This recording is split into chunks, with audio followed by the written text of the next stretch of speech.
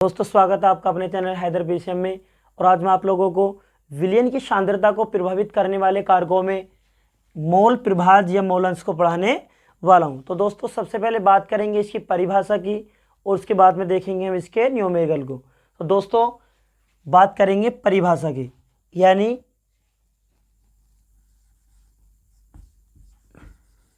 किसी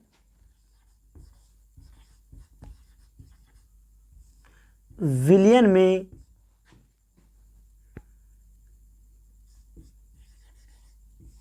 एक अवयव के मोलों की संख्या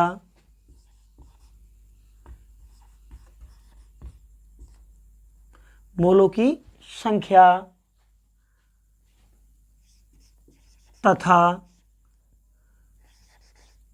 कुल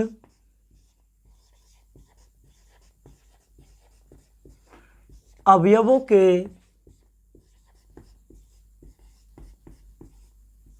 मोलों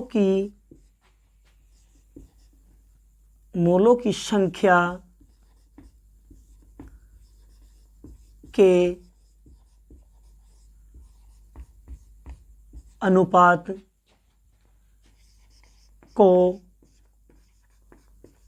मोल अंश या मोल प्रभाज कहते हैं, यानी मोल अंश कहते हैं।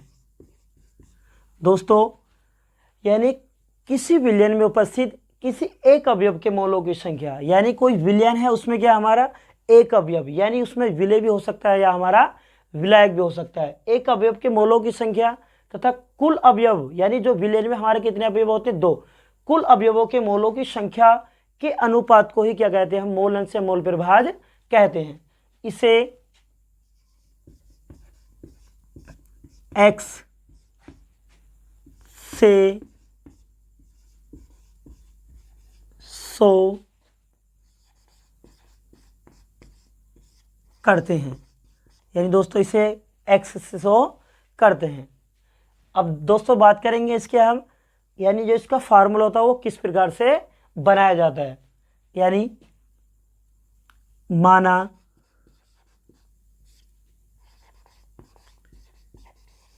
किसी विलयन में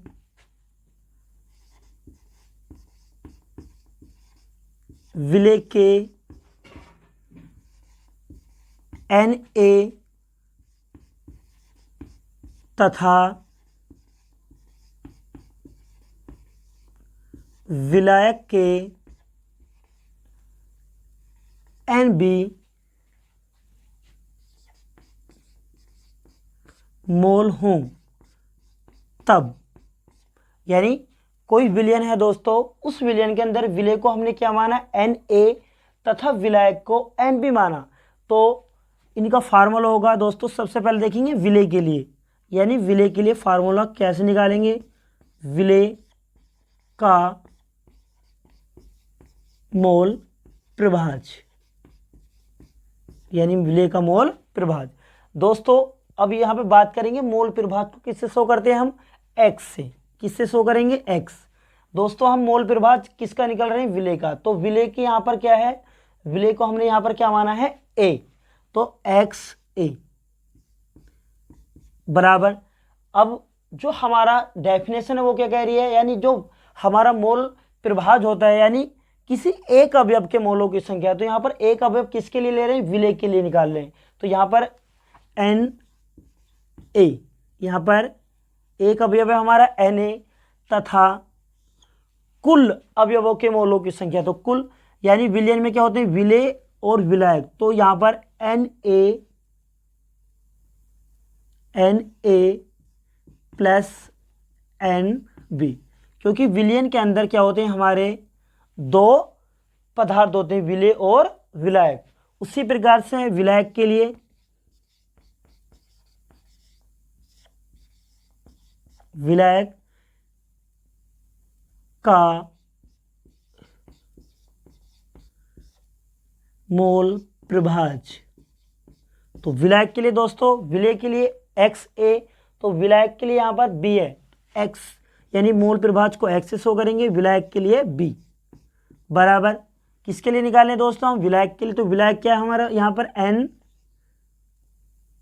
NB बटे, अब हमारा संपूर्ण विलयन के अंदर कितने पदार्थ हैं, 2, यानी विलय और विलायक तो Na प्लस NB।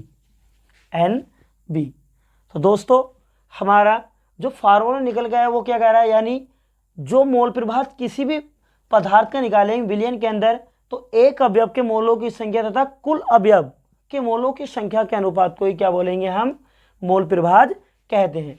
दोस्तों जो हमारा मोल प्रभाज होता है वहाँ पर, यानी जो मोल प्रभाज होता है वो कोई भी विलयन हो तो उसका जो संपूर्ण मोल प्रभाज होगा, यानी जितने भी हमारे विलयन के अंदर पदार्थ हैं उनका योग क्या होगा, हमारा 1 होगा।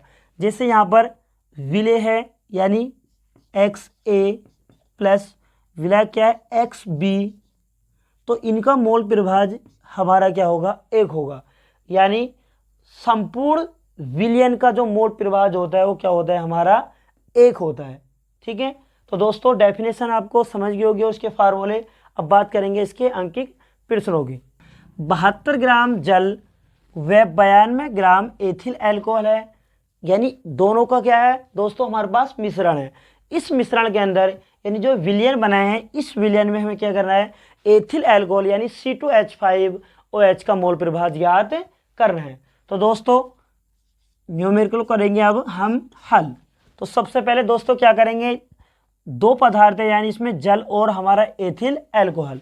सबसे पहले इन दोनों पदार्थों के आपको, यानी जो दोनों हमारे यौगिक है इनके हमें अणुभार अणुसूत्र ज्ञात होने चाहिए। अणुसूत्र आपके ज्ञात है तो आप अणुभार भी निकाल सकते हो।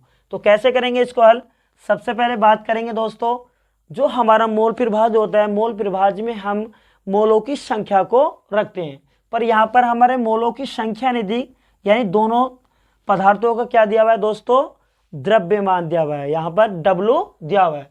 तो इसको क्या करेंगे हम, मोल में कन्वर्ट करेंगे। कैसे करेंगे, यानी दोस्तों सबसे पहले क्या करेंगे हम, यानी जल के मोलों की संख्या निकालेंगे। क्या निकालेंगे, जल के मोलों की संख्या। तो दोस्तों जल के मोलों की संख्या यानी कोई भी यहाँ पर आपका A to Z कोई भी पदार्थ है उसके मोलों की संख्या कैसे निकालेंगे, जब आपकी दोनों जो विलय और विलायक है उसके अंदर हमारे जो पदार्थ हैं वो द्रव्यमान दिए हो, यानी वो वेट के अंदर दिए हुए हो। तो सबसे पहले उनको किस चीज़ में कन्वर्ट करेंगे हम, मोलों में, क्योंकि जो हमारा मोल प्रभाज होता है उसमें जो मान रखते हैं फार्मूले में मोलों की संख्या को रखते हैं। तो क्या करेंगे, मोलों की संख्या का मोलों की यानी जल कोई भी पदार्थ है उसके मोलों की संख्या निकालने के लिए हम एक फार्मूला यूज करते हैं, यानी द्रव्यमान बटे अणुभार, द्रव्यमान बटे अणुभार। तो दोस्तों हमें द्रव्यमान यानी जल का द्रव्यमान हमारे पास 72 है, कितना है यानी 72। अब यहाँ पर जल का हमें अणुभार निकालना पड़ेगा, तो हमें इसकी सबसे पहले क्या चाहिए, इसका जल का फार्मूला। जल का फार्मूला होता है आपका H2। दोस्तों देख लेंगे अणुभार कैसे निकालते हैं, H2। अब दोस्तों आपको पता होगा हाइड्रोजन का जो परमाणु द्रव्यमान है वो कितना होता है, यानी हाइड्रोजन बराबर H बराबर 1, यानी H बराबर 1। ऑक्सीजन का आपको पता है ऑक्सीजन का कितना होता है 16, तो निकाल लेंगे, यानी H की क्या करेंगे, यानी हाइड्रोजन 2 गुणा 1 प्लस 16 बराबर कितना आ जाएगा, 2 × 2 प्लस 16 बराबर 18। तो जल का जो हमारा अणुभार होता है वो कितना होता है, 18 होता है। कितना होता है, 18। तो यहाँ पर रख देंगे हम अणुभार 18।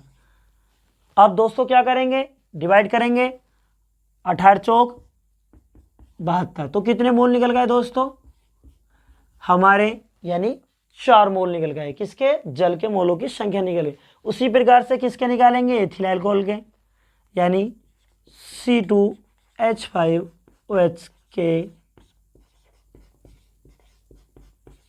मोलों की संख्या, वही फार्मूला रखेंगे, यानी द्रव्यमान बटे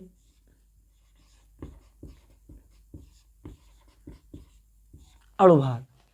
अब द्रव्यमान तो हमें पता है, यानी कितना 92, 92। अब दोस्तों एथिल अल्कोहल के क्या निकालेंगे हम, यहाँ पर अणुभार देखेंगे। एथिल अल्कोहल फार्मूला था C2H5OH, कितना होता है C2H5OH। दोस्तों कार्बन बराबर कितना होता है, कार्बन का जो हमारा परमाणु द्रव्यमान होता है वो होता है हमारा 12, कितना होता है 12। क्या करेंगे 2 plus hydrogen 1 multiply 5 plus 16 plus 1, तो दोस्तों 12 दूनी 24 प्लस 5 चिकन 5, 16 और 1 17, जोड़ लेंगे 7 5 12 4, 12 4 16, 16 का 6 हासिल लगा 1, 1 हासिल का 2 और 2 4, कितने निकल गए दोस्तों, यानी 46। जो हमारा अणुभार निकल गया है कितना निकल गया दोस्तों 46, यानी जो एथिल अल्कोहल का हमारा क्या निकल गया अणुभार वो कितना निकल गया 46। क्या करेंगे 46 दूनी 92,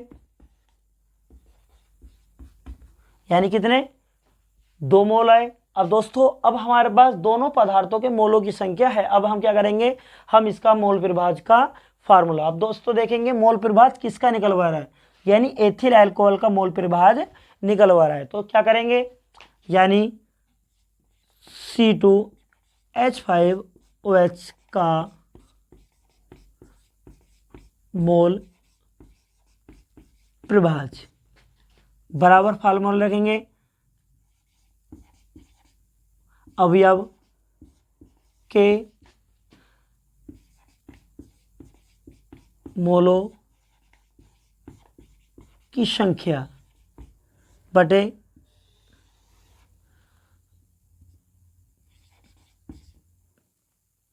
अवयव के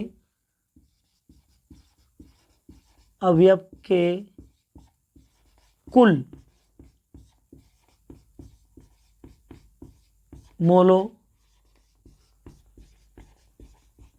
की संख्या, यानी यहां पर क्या है अवयव के मोलों की संख्या। तो दोस्तों अवयव क्या है, यहां पर एक अवयव, यानी कौन सा पदार्थ रखेंगे जिसका हम क्या कर रहे हैं यहाँ पर मोल प्रभाज निकाल रहे हैं।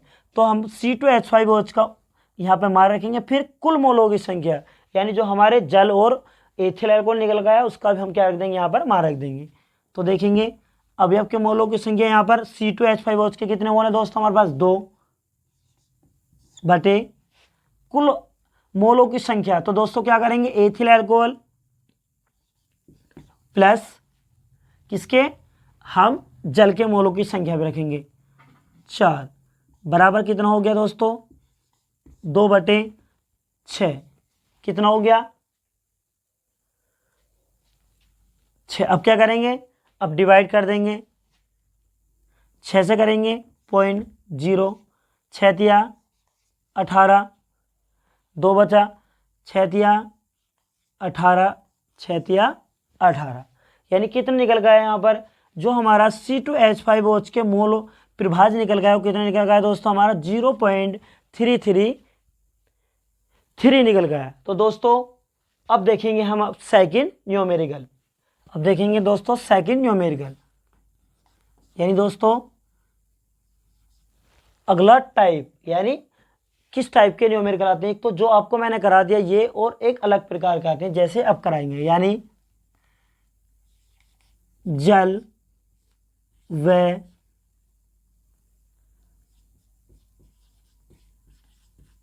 एथिल अल्कोहल के मिश्रण में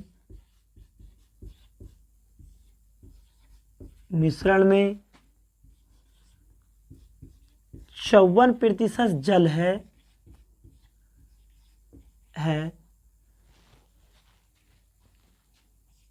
तो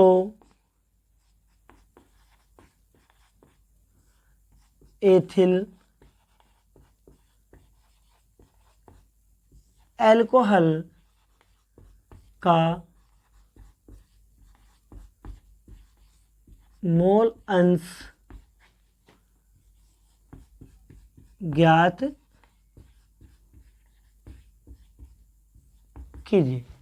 यानी दोस्तों जल व एथिल अल्कोहल का एक मिश्रण है हमारे पास, उस मिश्रण के अंदर यानी जल की मात्रा कितनी है 54% है, तो एथिल अल्कोहल का मोल अंश ज्ञात करना है। अब दोस्तों हमारे पास उसने दो पदार्थ दिए हैं, पर उन पदार्थों में एक की प्रतिशतता दी है, यानी कितनी 54%। तो दोस्तों जब भी हमारा मोल अंश का जो सवाल आए, कोई भी न्यूमेरिकल आएगा, उसको कैसे करना है, जिसमें प्रतिशतता देंगे तो उसमें विलयन को हमें कितना मानना है, हडेंड मानना है, कितना, यानी हल करेंगे, माना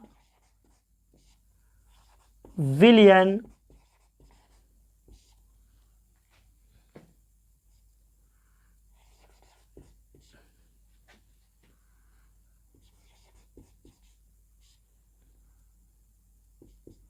सौ प्रतिशत है।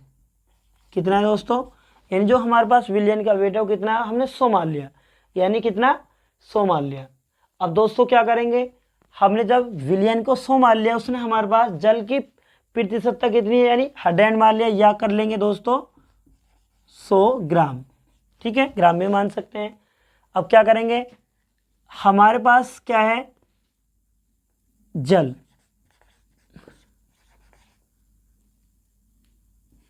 जल का द्रव्यमान, जल का द्रव्यमान कितना दिया दोस्तों, उसने 54% या 54 ग्राम, ठीक है। अब क्या करेंगे, हमें क्या कहा, एथिल अल्कोहल के द्रव्यमान चाहिए, तो एथिल अल्कोहल द्रव्यमान क्या करेंगे दोस्तों, जब 100 में 54 ग्राम या 54% क्या है उसने जल दे रखा है, तो क्या करेंगे, इस 100 में से क्या करेंगे, यानी हम 54 को घटा देंगे, तो हमारा जो भी निकल कर आएगा वो क्या निकल कर आएगा, एथिल अल्कोहल निकल कर आएगा, यानी C2H5OH का द्रव्यमान कितना, यानी 100 में से घटा देंगे, 100 माइनस 54 बराबर 46, कितना आ गया, प्रतिशत, या ठीक है, या 46 ग्राम, ठीक है दोस्तों। अब क्या करेंगे, हमें इनके द्रव्यमान तो मिल गए, पर हमें क्या चाहिए, इनके मोल चाहिए, क्या चाहिए, इनके मोल। तो दोस्तों सबसे पहले जल का क्या निकाल लेंगे, हम जल के मोल निकालेंगे, ठीक है। तो जल के मोलों की संख्या, तो दोस्तों मैंने पिछले न्यूमेरिकल में बताया जल के मोल, यानी किसी भी पदार्थ के मोलों की संख्या निकालने के लिए हम क्या करेंगे, यानी द्रव्यमान बटे अणुभार, ये फार्मूला हमें लगाना है। तो द्रव्यमान कितना दे रखा है दोस्तों जल का, यानी जल है हमारा 54, ठीक है, कितना 54 बटे, अब दोस्तों जल का जो हमारा अणुभार होता है कितना होता है, वो सभी को पता होगा 18, कितना होता है, भाग करेंगे 18 तिया 54, ठीक है, यानी कितने मोल निकल गए हमारे, 3 मोल, ठीक है। इसी प्रकार से किसके निकाल लेंगे हम, यानी C2H5OH, यानी एथिल अल्कोहल के मोलों की संख्या, ठीक है, यानी फार्मूला लगाएंगे द्रव्यमान बटे अणुभार बराबर, यानी C2H5OH का क्या है हमारे पास, द्रव्यमान कितना है 46, कितना बटे अणुभार कितना होता है एथिल अल्कोहल का दोस्तों, अभी मैंने पिछले न्यूमेरिकल में निकलवाया 46, यानी 46 बराबर 1 मोल, कितने निकल गए, यानी 1 मोल। अब क्या करेंगे दोस्तों, अब रख देंगे फार्मूला मोल प्रभाज का। किसका निकलवा रहा है, यानी एथिल अल्कोहल का मोल प्रभाज निकलवा रहा है, यानी C2H5OH का मोल प्रभाज बराबर, आपको पता है दोस्तों किसका निकलवा, ए यानी एक अवयव के मोलों की संख्या तथा कुल अवयवों के मोलों की संख्या फार्मूला हमारा मोल प्रभाज का होता है। यानी अब एक अवयव क्या है दोस्तों, चलो लिख देंगे, अवयव के मोलों की संख्या तथा अवयव के कुल मोलों की संख्या। ठीक है दोस्तों, यानी अब दोस्तों यहां पर देखेंगे C2H5 का मोल प्रभाज निकला है, तो यहां पर उसी यानी क्या रखेंगे, यहां पर उसी पदार्थ का हम मोलों की संख्या रखेंगे यहां पर जिसका हम निकाल रहे हैं। तो किसका निकाल रहे हैं, C2H5OH का। तो इसके मोल प्रभाज यानी मोल कितने हैं हमारे पास दोस्तों, यानी एक, कितना है, यानी बराबर 1 बटे, अब यह कुल मोलों की संख्या, यानी जो हमारे कुल मोल हैं दोनों के, यानी जल और एथिल अल्कोहल के, यानी पहले एथिल अल्कोहल प्लस फिर जल के कितना है हमारे पास 3 बराबर 1/4। क्या करेंगे दोस्तों, भाग करेंगे, 10 हो गया, 4 दूनी 8, कितना बचा 2, यानी 4 दूनी 8। अब 2 बचा, क्या करेंगे, 0 लगाएंगे और 4 पंजे 20, कितना निकल गया है दोस्तों, यानी जो मोल प्रभाज निकल गया हमारा एथिल अल्कोहल का, यानी 0.25।